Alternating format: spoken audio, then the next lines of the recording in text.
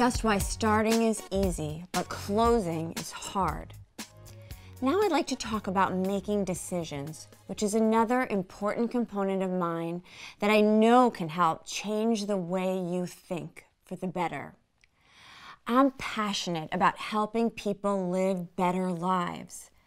It's my life work, and listening to my clients over the years has really shaped the way I think as a therapist and a human being.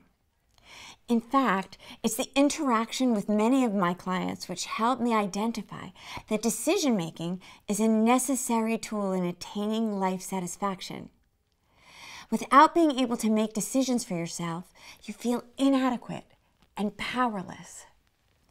That's not a good recipe for life satisfaction. Don't you agree? Let me tell you about a client of mine, Suri. While her name is a pseudonym, her story is real. When I met Suri, her response to any question I posed was, "I don't know." She couldn't even answer the simplest questions. She consistently asked far too many questions at work, annoying coworkers and employers, and sadly, she never had the courage to express an opinion on any topic because she had a deep-seated fear of being decisive. Do any of you have a Suri in your life? Unfortunately, many of my clients are happy and feel a sense of relief when they delegate decision-making to friends. And it's usually about making very simple decisions, like where to go to dinner or what movie to see, or asking their parents to make even more important decisions for them, like what college to go to or what job to take. Why is it so very hard for some people to make decisions on their own? People are terrified to the point of inaction about making a mistake. In today's glossy social media world, everyone looks like they have it going on. Everyone looks like they have the perfect life. However, the operative word is looks like. It's deceiving, and it's meant to dupe you into believing that they have it all figured out. But guess what? They don't. Everyone, and I mean everyone, is just guessing. Is this a behavioral pattern? And if it is, how did it start? The truth is, parents often swoop in and make decisions for their children. They have good intentions.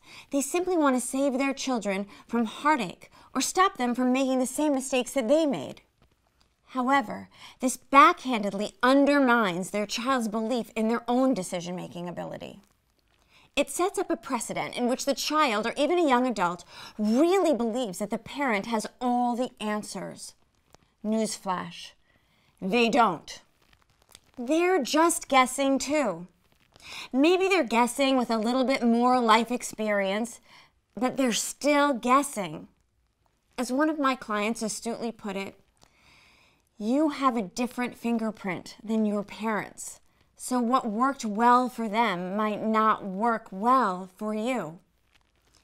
Let's talk about how to conquer fears of inadequacy around making decisions. The first thing to remember is that there are no right or wrong decisions. Every decision is changeable and not a lifelong commitment. Give yourself the freedom to know that it's better to cope with a mistaken choice and change course rather than never make a decision out of fear of consequences. The consequence of giving into fear is much greater. So take a leap of faith. Being brave and courageous enough to know you can cope with making an educated decision is important, even if they don't turn out as expected. The fact you're managing and accepting responsibility for them will help you build sustainable confidence and competence. When you delegate choices, it just reinforces feelings of inadequacy. Here's how I explain it to my clients. If you put 10 people in a room and ask them to make a decision by choosing option A or option B, 5 people will choose option A and 5 people will choose option B. Neither group of people would be wrong. Why? Because everyone is guessing based on the limited amount of information that I've given them. You may also be surprised to know that it's very common for some people who initially chose either option A or B to change their mind. And that's okay. It just means that it didn't work out as expected, and they have the self-confidence and flexibility to know when to change course. The second thing I teach clients is that laboring over a decision is a waste of precious mental energy. People should give themselves just enough time to gather information before making a decision. Of course, the time needed to do this is dependent on the decision being made. The strategy can also work for even the most mundane decisions. For example, if you're going shopping for clothes, give yourself, say, 10 minutes to decide what you're going to buy. If you're going to purchase a car, gather information before you go and then give yourself a certain amount of time in order to make the purchase. The decision is yours to make. It may not be easy at first, but just start practicing making a couple of decisions on your own every single day.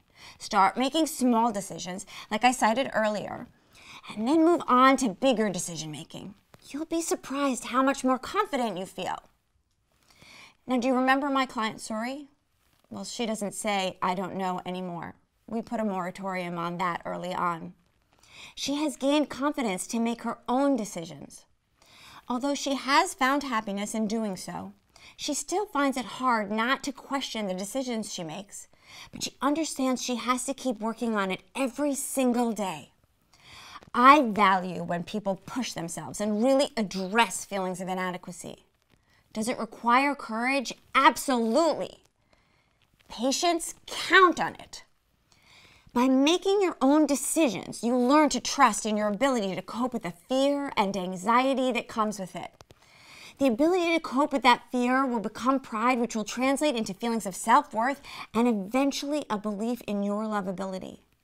Make a decision today. Don't delegate. Take that leap, any leap. Trust yourself. Believe in yourself. You know you. You got this.